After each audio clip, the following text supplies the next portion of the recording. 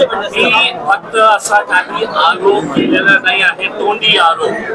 मी आज जे पत्रकार परिषद घेतलेली आहे त्याच्यामध्ये सगळं व्हिज्युअल एव्हिडन्स मी दिलेला आहे की कशा प्रकारे सगळं व्हिडिओज मध्ये दलित वस्त्यांमध्ये संध्याकाळच्या वेळी त्यांचे लोक असे पैशाचा बंडल घेऊन जे दलित वस्त्यांमध्ये पैशाचा वाटप करत होते ते सगळं दाखवलेलं आहे.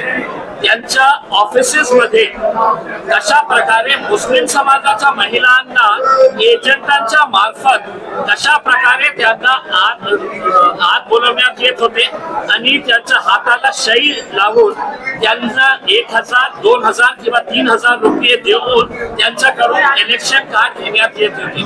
आता मी हे सगळं एव्हिडन्स तुम्हाला दिलेले आहे. तुम्हाला म्हणजे election commission of India, Maharashtra election commission आणि पोलिसांना मला पूर्ण विश्वास आहे की पोलिसांना आणि इलेक्शन कमिशनच्या अधिकाऱ्यांना हे सांगण्यात आलं होतं की भाजपचे आणि एकनाथ शिंदेचे जे जे लोक आहेत, कॅन्डिडेट्स आहेत, यांच्या तिथे जे काही करत असेल आपल्याला डोळे बंद करायचे आहे.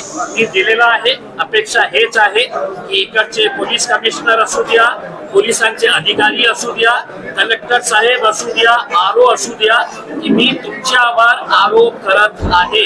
तुम्ही का गप्प बसले होते जेव्हा हे सगळं प्रकार सुरू होता? तुम्ही पत्रकार परिषद या आणि सांगा की खोटं बोलत आहे. मग ती पुढे काय करायचं आहे. पैशाच्या संदर्भात तुम्ही गंभीर आरोप केले. लोकसभेपासून ते आतापर्यंत हेलिकॉप्टर पैसे आले, सांगितलेलं आहे शहरात आलेले आहे होते आणि त्याचा वापर किती मोठ्या प्रमाणात झाला. मी आज पहिल्यांदा हे बोलत आहे असं नाही आहे. लोकसभा मध्ये माझी जनताने माझा पराभव केला नाही होतं. मुख्यमंत्री एकनाथ शिंदे साहेब हेलिकॉप्टर मध्ये पैसे आणले होते. 3 दिवस इथे ते कोणत्या हॉटेल मध्ये बसले होते. आजही सांगतो ते सगळे हॉटेलचा CCTV काढा आणि पोलिसांच्या गाड्यांचा वापर करून ते पैसे गावागावापर्यंत पोहोचवण्याचं काम करण्यात आलं होतं. इतकं गंभीर आरोप मी आज पहिल्यांदा करत आहे असं नाही आहे. पहिलेही मी अनेक वेळा भाषणामध्ये आणि प्रेस कॉन्फरन्स मध्ये मी सांगितलेलं आहे. काही होणार नाही याच्या बाबतीत मला प्रशासनातले काही अधिकारी यात आहेत असं तुम्हाला वाटतंय का? प्रशासनातले अधिकारी जवाहरनगर पोलीस स्टेशनच्या समोरची बिल्डिंग, एक्झॅक्टली समोरची बिल्डिंग, याच्यामध्ये भारतीय जनता पार्टीचा एका मोठा पदाधिकारी जे आपल्याला स्वतःला वकील म्हणतो याच्या ऑफिस मध्ये रेड हँडेड आम्ही पकडलं. मग पोलीस स्टेशनच्या समोर पोलिसांना माहिती होतं का इतकी सारी गुन्हाधारी महिला याच्या ऑफिस मध्ये आज कशाला? काय ते पोलिंग स्टेशन होतं का? पोलिंग बूथ होतं का? म्हणजे जे लोकांनी, ज्या पोलिसांनी माझ्या विरोधात FIR रजिस्टर केली ते जालिंदर शेळकेच्या विरोधात का तुम्ही करत नाही आहे? पैसे मागितले होते.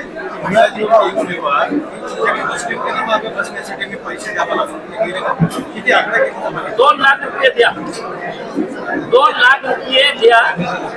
तिला असे लास्ट मिनिटला उभे करण्यात आले होते. असे प्रकारचे जे 13-14 कॅन्डिडेट्स होते ना, एकांनी 10 लाख रुपये मागितलं होतं. एक म्हटलं होतं अभी तक तो मेरा 30 लाख रुपये खर्चा हो गया है करके. दुसरं जे उभे होतं यांनी कुठून कुठून कशा कशा पैसा आणला. हे सगळे पैसे जे इंडिपेंडेंट कॅन्डिडेट्सना देण्यात आले होते ते आदरणीय अतुल सावे साहेब आणि भारतीय जनता पार्टीने उभे केले होते. तुम्ही आता म्हणाले की या सगळ्या व्यवस्थेवर तुमचा विश्वास राहिला नाही. लास्ट टाइम तुम्ही असंच सुप्रीम हायकोर्टामध्ये सुद्धा स्वतःहून पुढे झाले होते की गाठीतल्या औषधाच्या संदर्भात, सगळ्या संदर्भात, या संदर्भात तुम्ही स्वतःहून कोर्टाची फायली चढणार का? तिथे तुम्ही सांगा.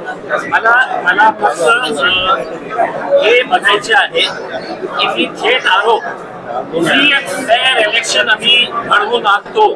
हे इलेक्शन कमिशन जेव्हा बोलतो त्यांनी सांगावे की याच्या बाबतीत काय त्यांनी केलं होतं. यांनी सांगावे की मी इम्तियाज जलील खोटा बोलत आहे. मग मी पुढे काय करणार आहे? मी कोर्टाला जाणार आहे, काय करणार आहे मी पुढे सांगेन.